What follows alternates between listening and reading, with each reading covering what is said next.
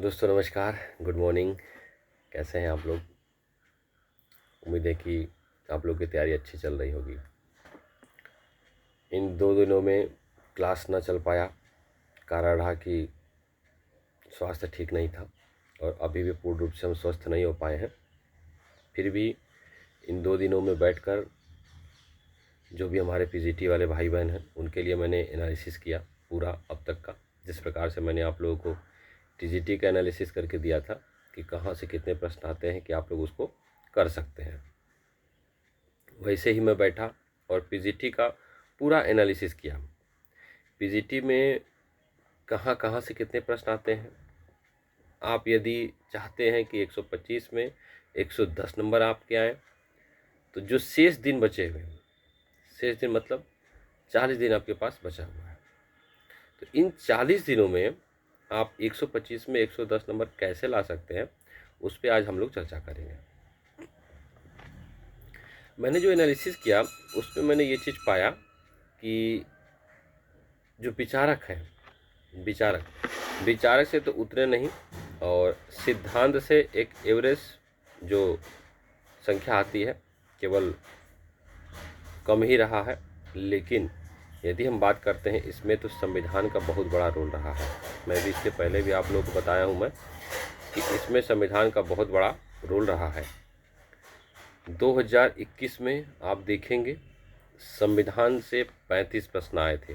125 में 35 प्रश्न आपके संविधान से आए थे। वहीं पर लगभग 2016 में 20 प्रश्न संविधान से आए।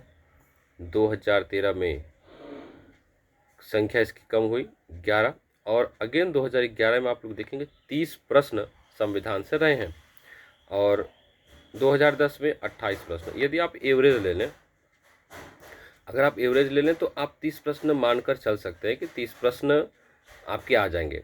तो आप पहले प्रयास करिए कि संविधान के जितने भी प्रश्न हैं वो हर लेवल के आप उसको कर जाइए। थोड़ा सा डीप लेवल पढ़ना पड़ेगा यदि आप चाहते हैं कि इन 40 दिनों में आपके जो नंबर हैं बहुत अच्छा है और आपका सिलेक्शन तय हो जाए। क्योंकि 35 सीटें हैं, 35,000 लोग हैं, संख्या तो अधिक है। अब उसमें फाइट करना है, आपको अपना रैंक लाना है। तो उस रैंक को लाने के लिए मैं आप लोगों को अब प्रतिदिन गाइड करूंगा कि आपको क्या करना है। सर्वप्रथम आप संविधान पर फोकस करिए और शुरू से लेकर संवैधानिक विकास से लेकर लास्ट तक संवैधानिक संशोधन तक आप उसको डेली करिए। डेली जब आप डेली करेंगे तो हर एक प्रश्न आप कर पाएंगे। साथ ही साथ आप प्रैक्टिस ज़्यादा से ज़्यादा करिए, क्योंकि जब ज़्यादा से ज़्यादा प्रैक्टिस करते हैं तो उससे आपका कॉन्फिडेंस बढ़ेगा।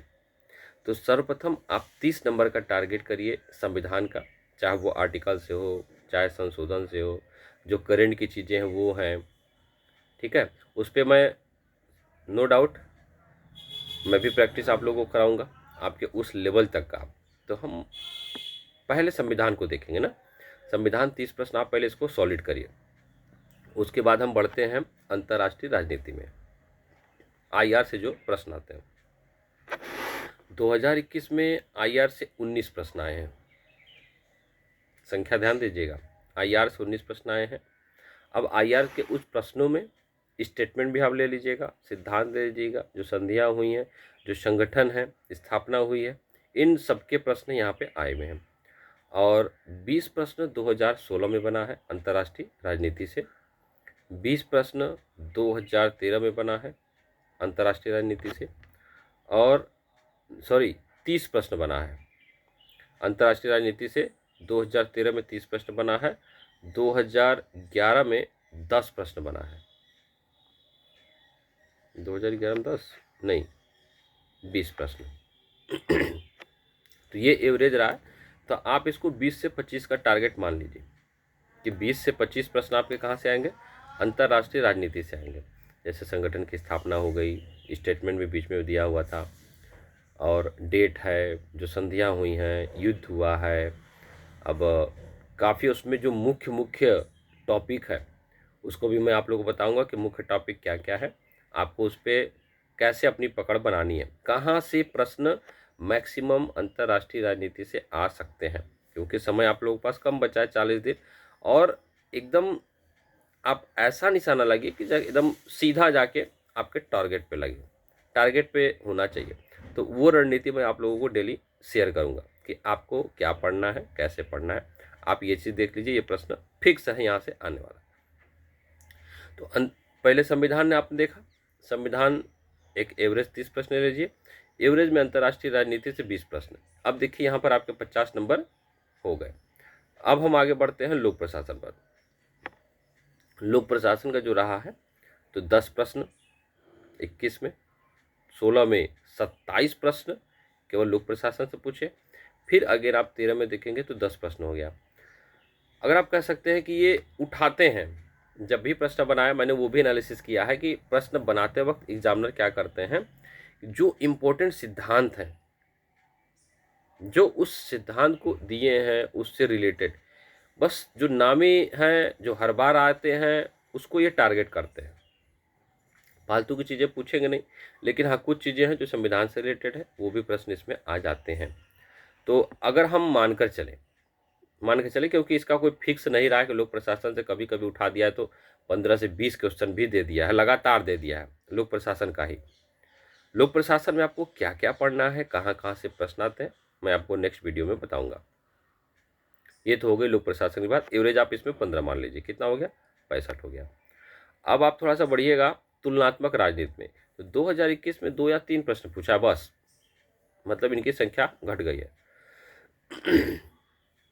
और देखा जाए तो एवरेज में ये 12 से 13 प्रश्न, तुलनात्मक राजनीति के 12 से 13 प्रश्न, उसमें से कहाँ कहाँ से प्रश्न आ सकते हैं, ये जब मैं आप लोगों से शेयर करूँगा कि किस चैप्टर से या किस टॉपिक से ज़्यादा प्रश्न बने हैं, उस वीडियो में मैं आप लोगों से चर्चा करूँगा कि आपको बस यही पढ़ना है, उसके अलावा कुछ फालतू चीज़ें नहीं पढ़नी है।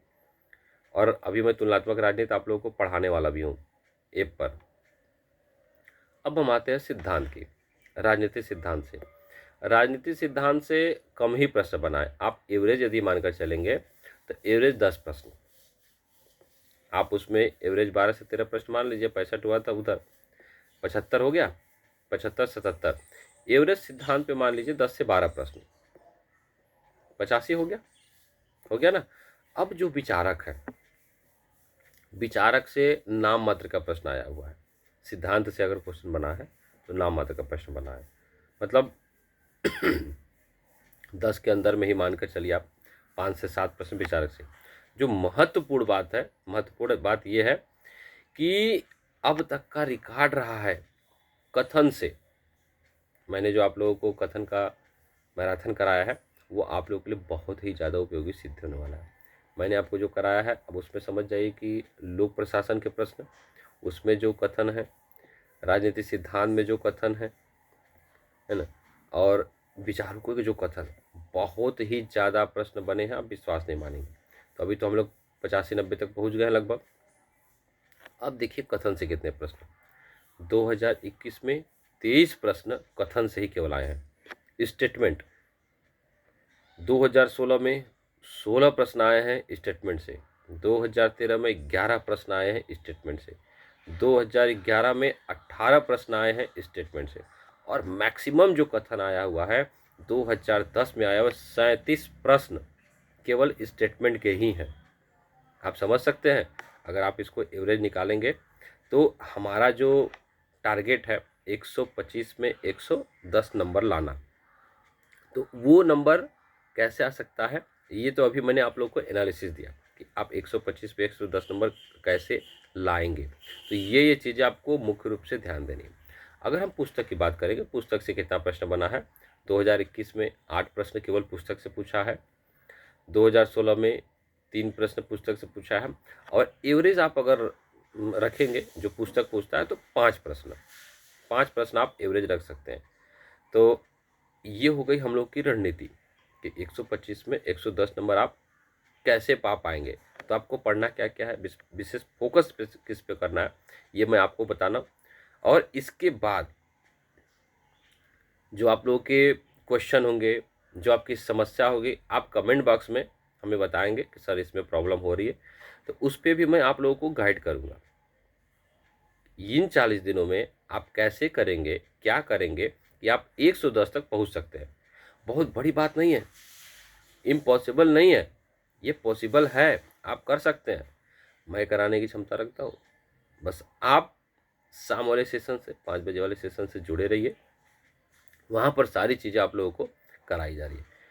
अब सुनिए, आपको करना क्या क्या है कि 125 में आप 110 नंबर ला सकते हैं। संविधान पहले नंबर पर फोकस करिए 30। अंतर्राष्ट्रीय राजनीति एवरेज आप इसको 20 प्रश्न लेके चलिए 50, ठीक। लोक प्रशासन 15 मान लीजिए 65। तुलनात्मक राजनीति भी 15 मान लीजिए 80। सिद्धांत से 10 नंबर मान लीजिए 90, हो गया 90। और 5 प्रश्न पुस्तक से मान लीजिए 95। अब जो कथन के स्टेटमेंट है, अगर कथन के आ गए आप में प्रश्न तो बल्ले बल्ले, जो चीज़ें बची हुई हैं या कहीं छुटी हुई हैं उसको भी मैं करवा दूंगा।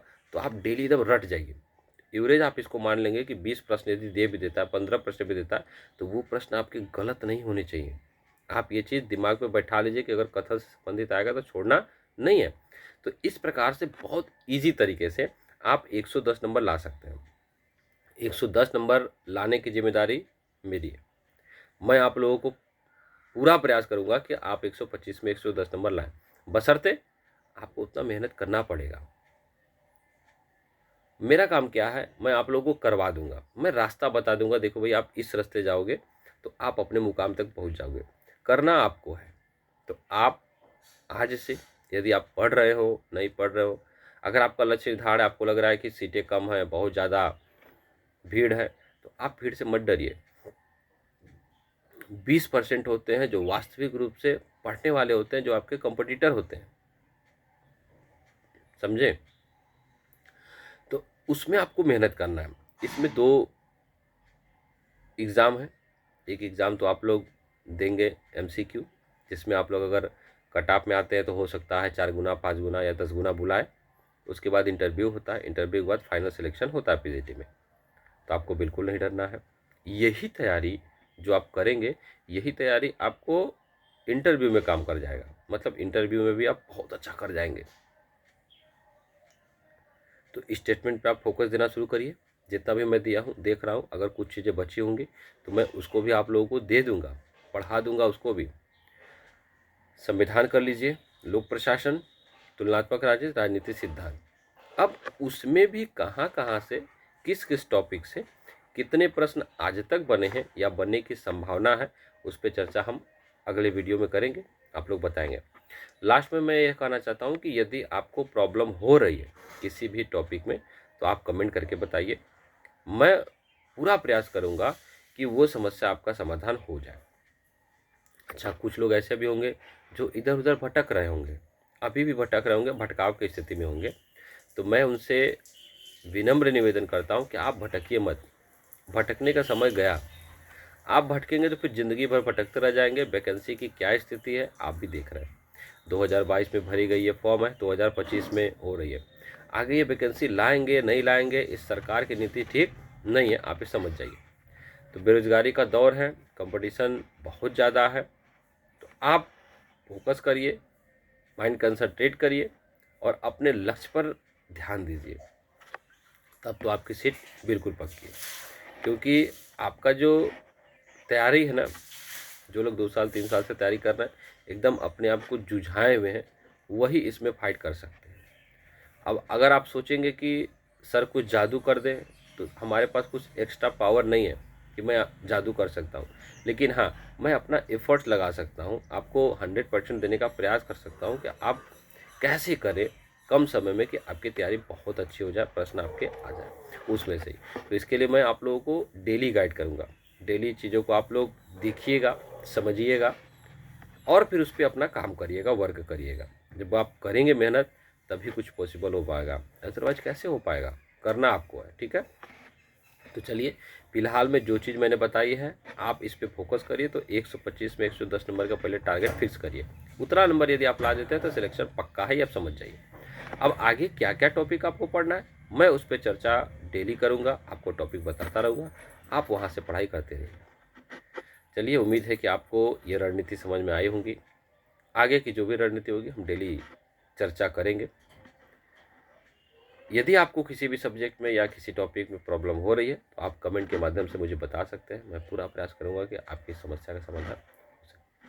तो चलिए फिर हम लोग मिलेंगे नेक्स्ट सेशन में आप लोग की समस्या का समाधान करने के लिए।